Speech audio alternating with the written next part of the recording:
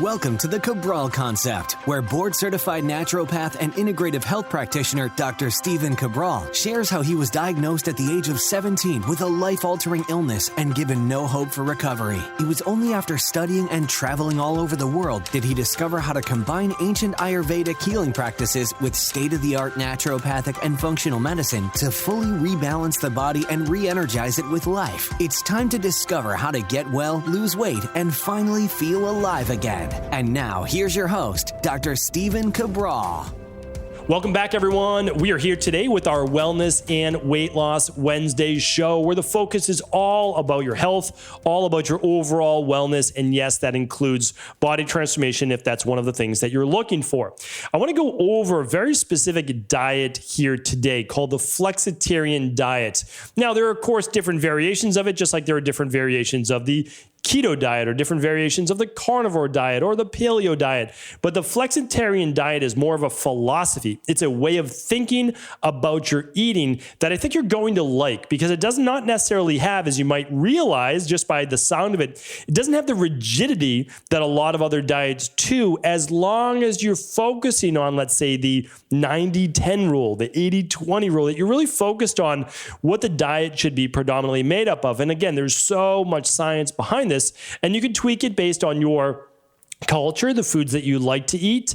And that's the nice thing about it. So, I would say that I followed a flexitarian diet now for the better part of a decade, because you have to understand is when I look at nutrition, when I look at health, when I look at exercise, I do so from the perspective of an outsider, from someone not caring what the results and data show. Meaning so for example, let's say, my Boston Red Sox or my New England Patriots or some team like that is in a game. I have a vested interest in hoping that the Patriots win, or hoping that the Red Sox or Celtics or Bruins win. I have a vested interest as a Bostonian for those teams winning, and I might view the world a little bit differently through the lens of a Boston sports-based fan.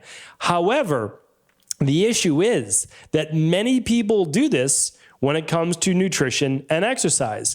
They're a fan of something. They have a certain dogma or belief system about something, and it clouds their thinking as to what else may also be true. Or with new information coming around that view may not actually be correct, right? So what I do is I say, there is no dogma. There's no beliefs here. My belief is in trying to find the truth. It's almost like if there was Sunday football on and none of my favorite teams were playing, yet I'm a fan of football, so I'm simply watching some games without a vested interest in who is actually going to win. I just want to see a good game. So it's a good way to look at exercise. It's a good way to look at nutrition, because people right now, they will defend the keto diet, to the end, the paleo diet, the whatever diet. And the truth is that there's a lot of flaws in those. And the reason is that they are really far to one side of the spectrum. Whenever you move a diet to one side of the spectrum, it is going to be wrong. And I'm sorry, and I feel bad saying it for so many people who have their entire, livelihood, both social and economic and everything else tied into this. But there's no way that humans were meant to follow a keto diet for their life. There's no way that they were meant to eat that little carbohydrates for life. The microbiome research does not match up. The autonomic nervous system research does not match up. The neurotransmitter research does not match up. This is not a healthy diet for life. It can be cyclical? Yes, it can, right? But that's not what people are teaching you. And they're not also teaching the proper foods behind that. And this goes, again, for a carnivore-based diet. You can say you feel great on it, and I get it, and I understand. And all that tells me is that when you eat carbohydrates, you get some type of fermenting, you get some type of bacterial or yeast-based overgrowth in the gut, and that is not the carbohydrate carbohydrates' fault, that it means you have a imbalanced microbiome. It can be fixed. Anybody having difficulty with it, we can help you, but not just me. There are many other integrative health practitioners that can help you rebalance your gut so that you can actually eat carbohydrates again. If you gain weight when you eat carbohydrates, it's not the carbohydrates' fault unless you're overdoing it. Every human is meant to eat some level of carbohydrates. It's the easiest food to gather. It is the most accessible. It does not fight back against you when you're gathering it in nature as well. Hundreds of thousands of years ago, we would have access to plenty of carbohydrates in warmer based climates. I know as you move north towards Boston in the winter, you're not going to find a whole lot, right? But again, is that a natural place to live? Well, no, it wouldn't be a natural place to live. Not until you had shelter and electricity and fire and all of these other types of things, right? So we have to understand, like, there's human, there's evolution, there's our biology. And so we have to understand and look at all these different things. But as I was saying, if you eat carbohydrates and you automatically gain weight with just, like, let's say 2 cups of carbohydrates a day, you can't even eat 2 pieces of fruit a day, or you can't eat a piece of fruit and a sweet potato. There's something wrong metabolically, and that needs to be fixed. And the nice thing is those carbohydrates are showing you the symptoms of that. You have some type of dysregulation with insulin sensitivity. Okay, that can be corrected and should be corrected because that means there's underlying autonomic nervous system, inflammation, estrogen, low vitamin D. There's so many factors that could be at play, and you can figure those out. So again, non-dogmatic will allow you to see the flaws in these very tilted-based diets. So let's talk about the Flexitarian diet, which it's hard to argue, unless you're arguing from the standpoint of symptoms, that it's not one of the best philosophies. Let's not say diet, one of the best philosophies around food. So this is what it is. It's a predominantly plant-based diet. Now, all of the people who love eating meat and all that are going to get upset at me. I understand. Listen, again, let's just keep an open mind. Let's have a discussion. We don't need to have an argument. It doesn't even need to be a debate. Let's just talk. That's it. We're going to have a nice conversation, okay? I eat meat. I just want you to know that. So, like, I eat meat, okay? I'm going to discuss it throughout the podcast. This is not just my diet. This is not the Dr. Paul diet. This is the Flexitarian diet that's predominantly plant-based. Why did I go predominantly plant-based over a decade ago? Well, and I was vegan and I was vegetarian for many, many months as well, especially when I was overseas. I was vegan. Now, what I found was that wasn't best for my body, but we'll get to that just in a moment. So again, I'm going to offend, this podcast is going to equally offend people who have a dogma around one area. There are many people that are vegan. Okay. If you are vegan for spiritual-based reasons, because you do not want to eat animals, I understand that and respect that, and you should continue to do that for you, okay? I was vegan myself for what I felt were health-based reasons, and it wasn't as healthy for my body. Now, spiritually, I don't want to overconsume. That's certainly true. We have to understand this, though. A vegan-based diet is most likely not the healthiest diet a human being can have. Okay. There are no longest lived people that were on strictly a vegan-based diet. Now, I'm not saying that you can't live a long, healthy life, because you absolutely can if you're doing it correctly. And I was doing it correctly as a vegan. But again, with my body type and my constitution in Ayurveda, they also say that probably not enough to keep you from becoming too catabolic. Now, let's say I was an endomorphic body type. Okay, let's say I was the kapha body type. A vegan diet is actually more suited for a kapha body type because their body is anabolic. It's constantly building. It's actually making more. It's easier to put on mass. But if you are someone that is naturally let's say a little bit thinner, that is more ectomorphic, that's more Vata body type, thinner joints, all of those things, more catabolic, you lose weight instead of gain weight if you're not trying. Vegan-based diet is just going to be a little bit more challenging. Can you do it? Sure, you can. But that doesn't mean that it's optimal for your body. Now, if you're doing it for spiritual reasons, keep doing it. We have many vegan-based clients, and we support them in that way. Okay, so again, now that I've offended every diet out there, let's just talk about where we might be able to meet in the middle. There's no doubt about it that a predominantly plant-based diet is the healthiest diet in the world. Okay, there's just no doubt about that. The research is overwhelming. Now, you'll be able to find diets on any single thing, and you'll be able to, cherry pick certain little details. There's no doubt about it. But when you look at cross-sectional studies and you look at the healthiest people in the world, the healthiest long-lived people point to like all these random tribes around the world. By the way, when you look them up, their average life expectancy is 64 to 68 years old. So what are we talking about? Sure, they might be disease-free for a lot of their life. You can look at them and you just say, I don't know that that person's looking the healthiest, and for sure it's backed up when the life expectancy is in the mid-60s. Okay, so I just want to be careful with that, with saying that that a lot of these tribes are the healthiest people just because they're free from what we consider the biggest diseases, which is high cholesterol, high blood pressure, type 2 diabetes. They definitely don't have as much of that. There's no doubt about it. And one of the reasons is they're super lean, right? They're very active. They're super lean, but they don't necessarily live a long time. So again, is the diet that optimal? Probably not. They become pretty catabolic, right? So here's the thing. We have to look at the body as a system and what it was designed to predominantly eat. As humans, I've done shows before on the mounting evidence against meat. Again, I eat meat. I'm just saying that. Again, there's certain volumes of this that you want to consume. And I also did many podcasts on why we need a certain amount of vegetation for the microbiome, why the carnivore diet's not a great idea. And again, when you look at my buddy Walter here, and you look at a digestive tract of around 26 feet, about 20, 21 feet of small intestine, about 5 to 6 feet of colon, and you look at our stomach, we don't have multiple stomachs. We know we're not meant to consume massive amounts of grass, right? Like a cow would. We've got that 13-inch or so esophagus. We can see that this is perfectly designed to eat many different types of foods. But if it was meant to eat predominantly meat, well, we would have a very short digestive tract so that it does not putrefy inside of our body.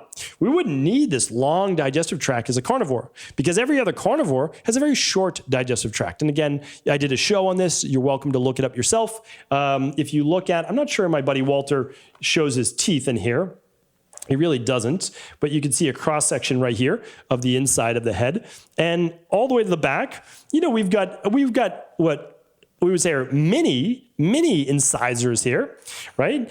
But for the most part, we've got good-looking molars in the back, strong molars that are meant for chewing as well, not just tearing flesh. So again, the human body is meant to be able to consume many different types of food, but with a long digestive tract and the need for prebiotics to help with our microbiome and just the ease of use of eating carbohydrates, that's certainly meant to be a predominant fuel source. So when we look at this, we want to understand is that when we look at diets overall, when you look at a predominantly vegetarian-based diet, so really no meat, on average, people are living 12% longer. That's an enormous amount of time, by the way. 12%, I'm actually going to give you, 12% lower risk of death. 12% lower risk of death. And that's pretty phenomenal. That's just overall statistics, because when you look at less cholesterol, high cholesterol, less high blood pressure, less 2 diabetes, it's going to be there as well. Now, again, this is a healthier diet. Now, people are going to say, well, high cholesterol foods don't necessarily cause high cholesterol. I get it. I've read the research there as well, and they don't for the majority of the population because about 80% of the cholesterol in our body is made from the liver. However, for about 26% of the population, a high cholesterol diet and a high fat diet, especially from animal-based proteins or saturated fats, actually does affect inflammation in the body and can affect high cholesterol, high blood pressure, as well as Alzheimer's. And that's proven as well by looking at the ApoE genotypes. And again, I have a previous podcast on that as well. So we have to understand is that if we're looking for what is our safest bet, that's what I'm always trying to do. I'm trying to basically hedge my bets that for a lot of people eating predominantly meat in their diet, it might not cause any ill harm. It really may not. For a lot of people eating a high-fat diet, more of a keto-style diet, it may not cause a lot of high harm. But how do you know that that's not you? Like, that's what I always ask. Is like, how do you know you're not that person? You don't necessarily know. And you know what? It doesn't happen over a year. It happens over years, right? So what you do for a couple months is no big deal, honestly. In the grand scheme of things, not a huge deal. But it's what you do over years. And if you're really looking to say, you know what? I don't know. I can't be sure that this isn't going to affect me like it affects a lot of other people. Why don't I follow a diet that has been proven to be safe, that has almost no downside and all upside? And please be careful listening to all these people talking about lectins and phytic acid, etc. It's surface level knowledge. It is such surface level knowledge. It is about rebalancing the gut microbiome, understanding that certain levels of phytic acid help to actually stop colon cancer, and that when you eat some level of phytic acid, it doesn't bind all the nutrients from that meal. It's like 20, 30% for some, and you're not eating all raw foods anyway. So we have to be careful with this, right? Be very, very careful from the dogmatic viewpoints that a lot of people have. So what is a flexitarian diet? Let's get back to that. Well, it's predominantly plant-based. It's a predominantly plant-based diet. That means what? Well, 7 to 9 servings of fruits and vegetables every day. So start to think of it like this. Couple cups of breakfast. Maybe that's fruit. Probably the best time of the day to have fruit, right? Besides post-workout, first thing in the morning, your blood sugar should be at its all-time low for the day. You haven't eaten for the past 12 hours, maybe even longer, 14 hours. Your body should be able to consume from some fruit. It's also hydrating from the body. You haven't drank anything for the past 8, 10, 12 hours. So it has all these minerals in it. So that can be a nice part. Now, what about lunch? Like let's say you are on a just predominantly lower carbohydrate diet. Well, you can have 2-3 cups of vegetables at lunch and 2-3 cups of vegetables at dinner. And if you're someone that's more of a hard gainer or ectomorph or vata, you can have a cup of that be starch, sweet potatoes, yams, purple potatoes, yucca, anything you like there, right? So now you're getting the starches there too, which counts as vegetables. They are vegetables, but they're root vegetables. So you get these 7 to 9 cups a day. 2 in the morning, let's say 3 at lunch, 3 at dinner. How many is that? Well, we've got 8 for the day. And we get all of the rainbow colored nutrients there. So we get all of, again, I've done shows on all these different things, but you get all the anthocyanins and carotenoids and all the great nutrients, which do what? Well, they're the only things proven to help prevent cancer. Meat has not been proven to prevent cancer. Some studies say the more you eat, the more cancer, that likelihood that you get it are. Some don't. The more fat, same, right? Mainly protein, but some fat. So, but here's the thing. Vegetables we know are not causing cancer, right? Brightly colored fruits and vegetables are your safe bet. If you get joint pain or brain fog or any of these things, it's a microbiome issue. You can correct that. If you get high blood sugar spikes, it's a metabolic issue. You can correct that. Running the Big 5 labs is a great place to start as to what's going on with your body. Okay. Now, here's the great thing about the flexitarian diet. After that, what do we have? Well, those are our carbs, fruits and vegetables. But now we get to incorporate healthy fats. Well, on a true flexitarian-based diet, which is starting to sound a lot like a Mediterranean diet, right? Yes. Well, here's the thing. And you know the Mediterranean diet should be the foundation of all diets. So when you start to look at the healthy fats, what are we talking about? Nuts and seeds. Well, let's say that you have issues with nuts and seeds. I get it. Well, you don't need to eat those. What about olive oil? What about avocados? You can do that. And again, I've talked about this on a show on saturated fats. Err on the side that you don't know if a lot of saturated fat is going to affect you, right? Because there's no downside to eating monounsaturated fats, such as, again, olives and olive oil, avocados, macadamia nuts. These things are powerhouses of good, healthy fat. Now, what about proteins? Well, this is where the flexitarian diet comes in. You can eat your hemp hearts, which I love doing at lunch. You could eat black bean soup. You could eat chickpeas. You could have hummus. You could have mung beans, like an Ayurvedic medicine. So there's a lot of plant-based proteins, okay? Now, you might say, well, okay, I don't digest beans very well. Okay, understood. Well, now you could have some fish, right? More of that Mediterranean style diets. And some people might have some poultry. Some people might have some red meat. I'll be sharing some more research on red meat this Friday. Again, I eat some red meat, so I'm not saying I don't. I actually enjoy red meat, okay? I will come out and say that for sure. Like, I like a burger every once in a while. I like being able to eat some venison or some elk or some grass-fed beef every once in a while. But I'm erring on the side. Even though I enjoy it, I'm not trying to then make that part of my dogma, because people love to eat these foods, so then they just try to justify it and say it's healthy for you. Well, let's be careful with that, right? Let's be careful with that, because as health professionals, we have to be careful with the advice that we give people. Because if you're really a health professional, your first oath was you do no harm. And you don't know that a high meat or high fat diet is not going to affect people. But you know that a high antioxidant rich 7 to 9 servings of fruits and vegetables are going to be much healthier for people. There's just no doubt about that. Okay. And again, if it causes an issue eating those carbohydrates, then you have to correct the underlying root cause symptom as to why it is, because humans were definitely meant to eat vegetation. Okay. So when we look now at, again, meats, we can say, okay, well, we're going to have some. That's the flexitarian diet, is that you don't have to be all plant-based. Is that, let's say, 3 times a week, 4 times a week, you might have some animal-based food. And if we're going to have that, ideally, because I know, again, people will say, well, grass-fed beef is different than conventional. And there's no doubt about that. There's no doubt about it. I would not eat conventional meat if I were you. And again, I understand that's more of an elite thing to say because not everybody has access to be able to that. Again, I get it. I understand it, but it's toxic. Okay. There's just no doubt about it. It is toxic. Toxic meat, high levels of inflammatory omega-6s. It's deplorable. It's also deplorable what they do to the animals. So I would rather eat no meat than eat conventional meat.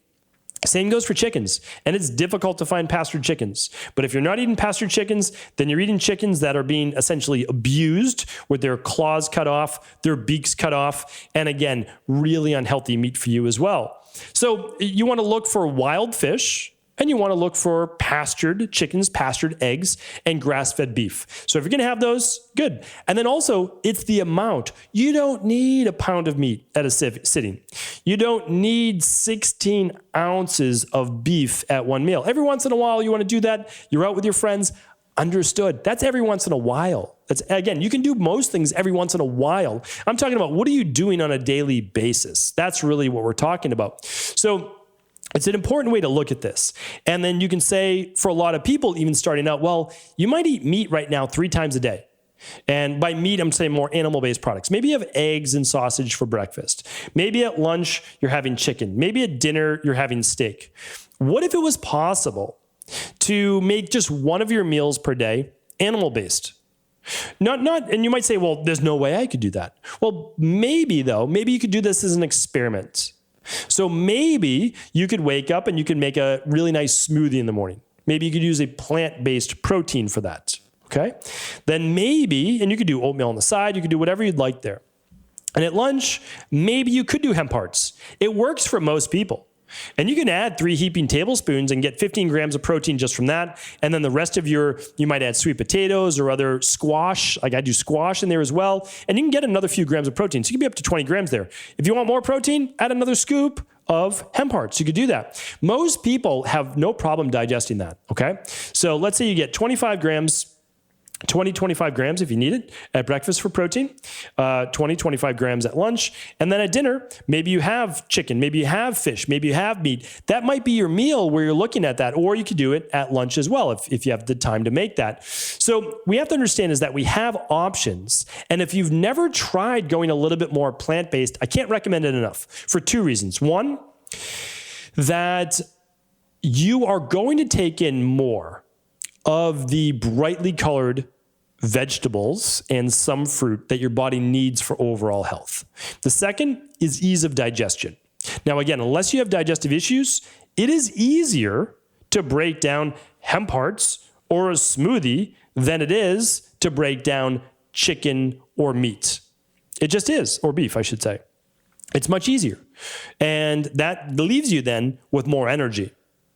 And then it also enables you to not have to eat as much meat if you don't want to. Meaning, like, if you're trying to say, well, I'm not going to be vegan, but maybe I can consume less animal-based products. It might be something nice as well to think about. Now, again, I'm not saying it's the best thing for the environment. If you're eating conventional-based meat, well, it's certainly then much better for the environment. And I'm also not recommending that you eat all wheat and corn and soy, which are not good for the environment. I believe in diversification. I believe in restorative farming. I'll be talking about more of that in the future. But really, by a flexitarian diet, it's allowing you to say, I like the idea, I like the research behind being vegan or more vegetarian based. However, I'm not willing to completely give up meat or fish. And if you say that, I want all of the people who are vegans and more vegetarian based to applaud and welcome people to say, I'm still going to do a little bit more. I'm still going to do some meat, but I'm going to do less. It doesn't have to be binary. It doesn't have to be all or one. Not everyone is able to go and wants to go completely vegan, right? But it allows people to say, I like the idea of consuming more brightly colored, antioxidant, and nutrient-rich fruits and vegetables, while at the same time consuming less animal-based products. So if you do that, not only do I believe your overall health and energy will improve, but you're going to then find a happy medium between still being able to eat some meat in your diet, but also getting all the health benefits as well from a predominantly plant-based diet. So hopefully this was helpful. Again, I'm happy to take any questions. I know that it's not going to be popular with a lot of people on either side of the aisle, but what I try to do is I try to bring people together. I try to bring ideas together, information together. And on a 20, 22 minute or so show, I can't go through it all, but hopefully this gave you a good synopsis and you can start to at least think about it, right? And start to just say, that makes sense, or it doesn't make sense, and here's why. And that's okay. You don't always have to agree with everything that I say, but I do appreciate you listening. I do appreciate your support. And of course, if this podcast was helpful, please do feel free to share it with anyone else you believe it could serve. Thanks so much for tuning into the show. Really glad that you could join me here today. And before you go, as a listener of the Cabral Concept, I want to make sure that you are the first to know that we are giving away one of our most popular functional medicine lab tests. We were fortunate enough to be able to work with this particular lab in order to be able to get a bulk price to pass that on to our listeners, our community members, those people that really support this type of healthy global community. So one of the great things is that over time, we've been able to really build up relationships with these labs that we can get a block of labs, this time 250, that we can actually pay for. This is something that's been part of my mission for a really long time, and is to introduce people to the world of functional medicine and at-home lab testing. It completely changed my life over 20 years ago now, and I simply want people to know that this is an option. So this lab, the omega-3 lab, is just often too overlooked. It is going to share with you the levels of inflammation from omega-6s to omega-3s in your body. You are literally going to find out, maybe for the first time, how many omega-6s you have and how many omega-3s. Omega-6s are more of the inflammatory fatty acids, and omega-3s more of the anti-inflammatory. Our goal is to get you to a 3-to-1 of omega-6s to omega-3s. But the truth is, you actually have no idea what your level is, even if you're eating a healthy diet, if you've never tested before. Before I started testing, I was at a 6.5 to 1.